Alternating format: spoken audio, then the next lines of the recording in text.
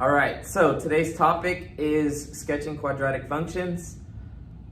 So just a little refresher from yesterday's lesson, we have the three forms of quadratics here: standard, vertex, and factored or intercept form. All right, so you need to know what is included in the sketch of a quadratic. Okay, the first thing you need to include is the x-intercepts if they exist, the y-intercept, that will always exist, so you can always find that, and then the vertex. All right, so we talked about in yesterday's lesson how to find the vertex from each of the forms, so that's going to come into play in every problem here.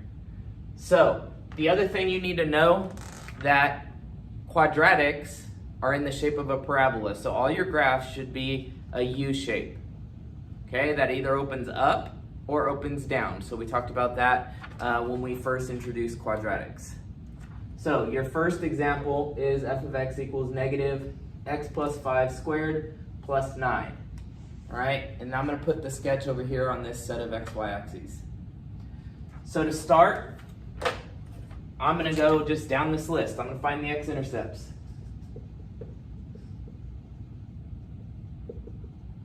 To find x-intercepts, that's where y is 0. So we plug in 0 for y, which I know there's not a y there, but you have to remember f of x is y. 0 is equal to negative x plus 5 squared plus 9.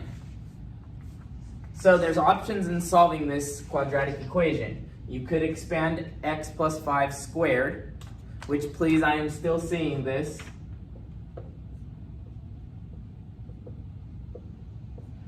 Some people are still expanding by doing this. This is completely wrong. Okay, the way you would expand that is you'd use the definition of exponents and say x plus 5 squared is x plus 5 times x plus 5, and then yes, you do need that negative still out here. You would FOIL and then distribute the negative and then add 9. That's not the way I'm going to go in this problem, but I'm giving you options if you don't like the way I'm going to show you here in a second. This is the other way to go. So the way I'm going to go, I'm going to solve by square roots. Okay, so I'm trying to isolate x plus 5 squared. So the first thing I would want to do is subtract 9. So I get negative 9 is equal to negative x plus 5 squared. Then I'd want to get rid of that negative by dividing by negative 1. So I'd have 9 is equal to x plus 5 squared. Then I would take square roots. And remember back from the square root lesson, when you take the square root of a quantity that's being squared, you have to remember when you take the square root of this number over here, like the output, you have to do a plus or minus. So it's going to be plus or minus 3 is equal to x plus 5. Now finish solving for x. You get x is equal to negative 5, because you have to subtract 5, plus or minus 3. Now don't leave your answer like this, because I can add negative 5 and 3, and I can subtract negative 5 and 3. So my x-intercepts, one of them is going to be negative 5 plus 3.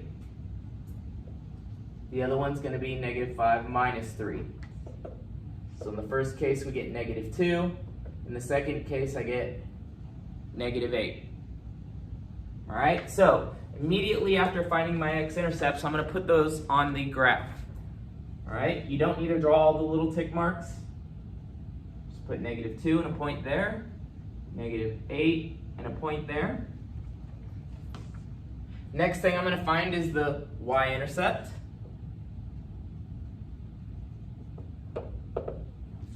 And to do that, we plug in 0 for x, because if you're on the y-axis, all the x values along the y-axis are all 0. So you would do f of 0 is equal to negative 0 plus 5 squared plus 9. Now use the correct order of operations. You would do parentheses. So 0 plus 5 is 5. Then you would do exponents, so square the 5. So I get minus 25 plus 9. Multiply negative 1 by 25, that's negative 25, plus 9, which is negative 16. Okay, so negative 16. My graph isn't to scale, but that's okay for a sketch. I'm just getting the general shape. All right, so you can kind of see if it's going to go through these points, this graph has to open down. And I want you to remember back to absolute value. In absolute value functions, we talked about the role that this A plays. It plays the same role in quadratics. That A determines if it opens up or down. So if we think about what's the A in this equation, the A is negative, so it's going to open down. And our graph kind of leads to that if you think about how these points are going to be connected by a parabola. All right, to finish up, we need to find the vertex. I'm going to do that up here. Now, there's a couple different ways. When you have nice whole numbers like this, you can find what's halfway in between the x-intercepts, and then just take the midpoint of these two values, and that'll be your x value. Then take that x value and plug it into the original equation to get your y. But I'm going to use the formula that we talked about. Well, actually, I'm misspeaking. This is in vertex form. It's easier than that. So in vertex form, we look at those two numbers. So remember, it's x minus h, which this is a plus, so it's going to be the opposite of that. H is going to be negative 5. And k is going to be 9. All right? So our vertex is going to be negative 5, 9. And notice negative 5 is halfway in between negative 2 and negative 8. So negative 5, 9, I'm going to put it somewhere up here. And I'm going to label that point. And then I'm going to draw a curve the best I can that connects all those points.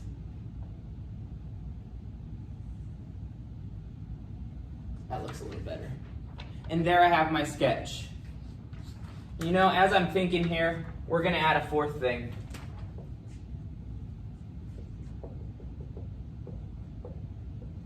Let's add the axis of symmetry to our graph. It's something that commonly comes up when talking about quadratics.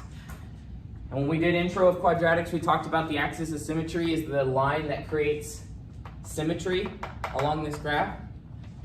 So it's the line that goes straight through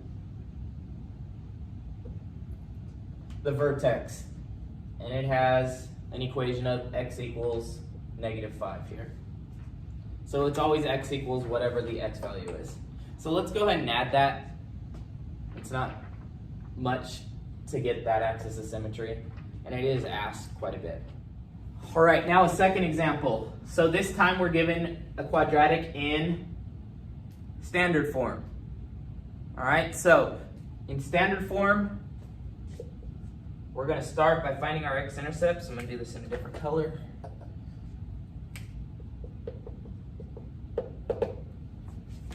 So same beginning step. We put 0 in for y.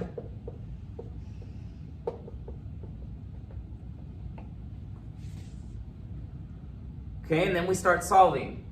So when a quadratic is in standard form, you either have factoring or you have solving using the quadratic formula as an option. What I'm going to try and do first is try and factor this. So I notice that there is a GCF of 3 in 3, 12, 15. So I'm going to factor out that 3.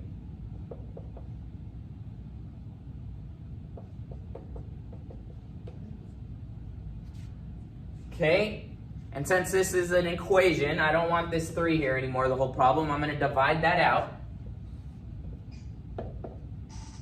So I have 0 is equal to x squared plus 4x plus 5. Now my first attempt is always to try and factor. Okay, so what multiplies to a times c, which is 5, a is 1, and then adds to 4. All right, so factors of 5, There's only one way to multiply to 5. It's 1 and 5. Okay, but 1 and 5 make 6 when you add them together. So this is not factorable. So that leads me to the quadratic formula. That's the only option I have. So solving using the quadratic formula, I have minus b, so minus 4, plus or minus the square root of 4 squared, minus 4 times a, which is 1, times c, which is 5, all over 2 times a, which is 1. Now I just got to simplify that. So x equals negative 4 plus or minus the square root of 16 minus 20, all over 2. So that's x equals negative 4 plus or minus the square root of negative 4 over 2. Now if you kind of understand what's going on here, you see the negative under the square root, which means we're going to have imaginary solutions, or more specifically, complex solutions. Okay?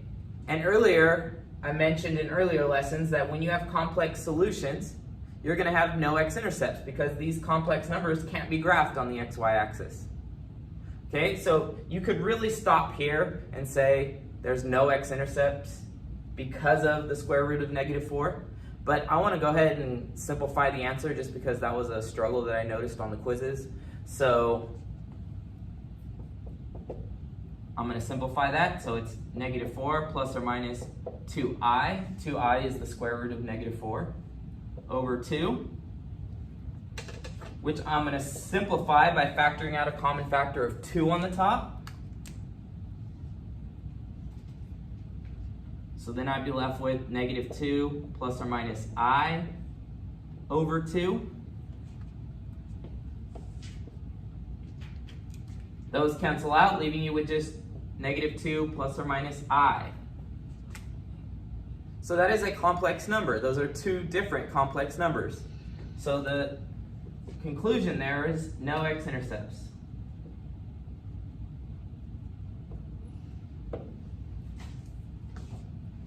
All right, and that's why I mentioned over here that in our sketch we must include x-intercepts if they exist. Well, this one's not going to have any. We just proved mathematically why that happens. So, next I'm going to move on to my y-intercept. Okay, that's going to be evaluating f of 0. So 3 times 0 squared plus 12 times 0 plus 15. Well, that's just 15. So my y-intercept is 0, 15. In yesterday's lesson, I did also mention that if you're in standard form, the y-intercept is easy to get. It's always just the value of c. Well, I just kind of proved that with this problem here. All right, so I'm going to put 15 on my graph.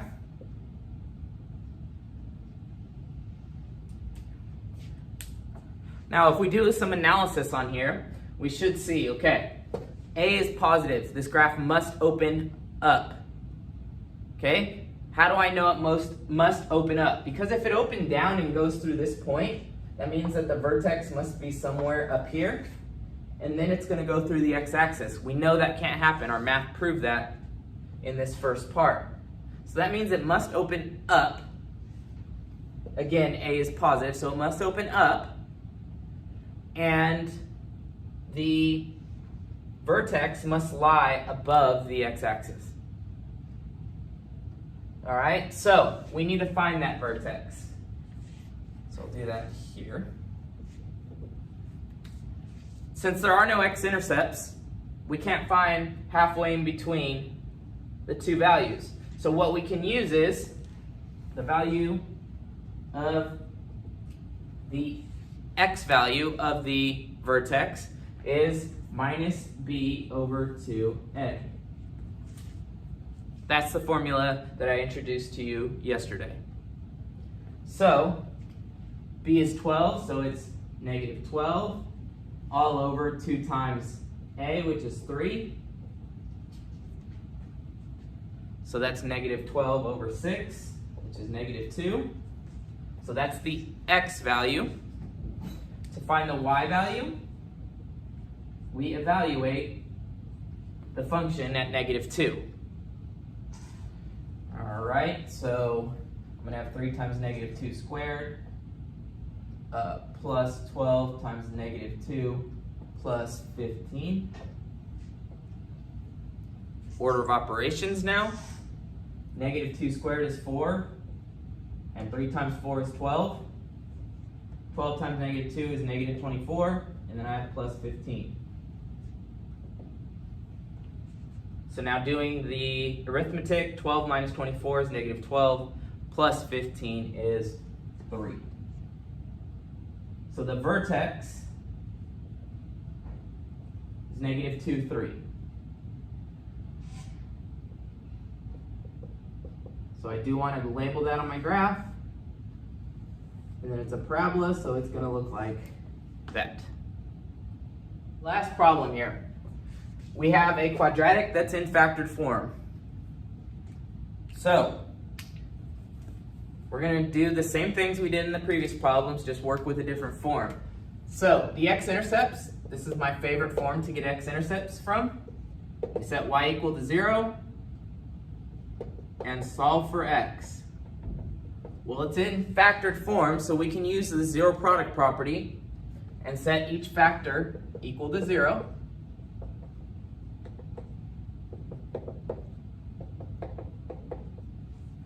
And there we have our x-intercepts straight away. So we have -4, 2. Okay, to find our y-intercept, I'm just going to plug in 0 for my x's, so y equals 0 minus 2 times 0 plus 4, which is -2, times 4, which is -8. So there's my y-intercept.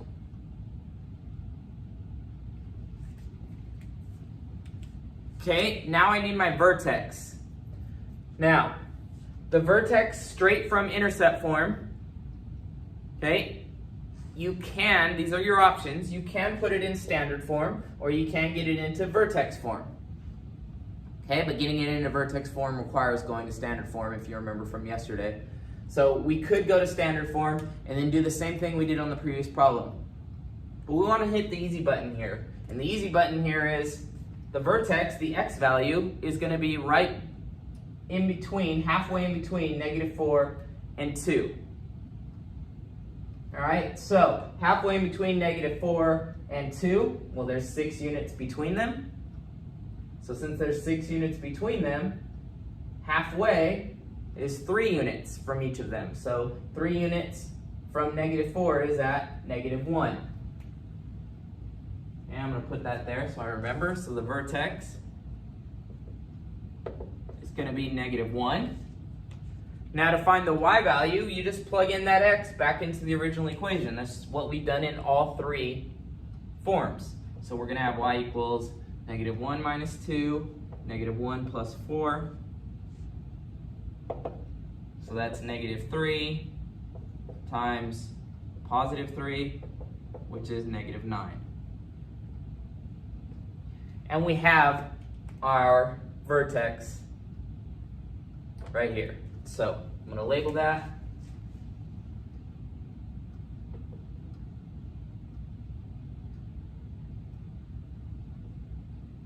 Connect the dots with a curve. And there's our sketch. Now I just realized that on the previous graph I didn't put in the axis of symmetry, so you have to forgive me for that one. It's just the line that goes straight through the vertex. So on this graph it would be the line x equals -1 would be the axis of symmetry. And that's sketching quadratics from each form. So your practice is to sketch from each of those forms, obviously, and we'll use sketches in the future to help us solve more complex problems. So let me know if you have any questions, and have a good day.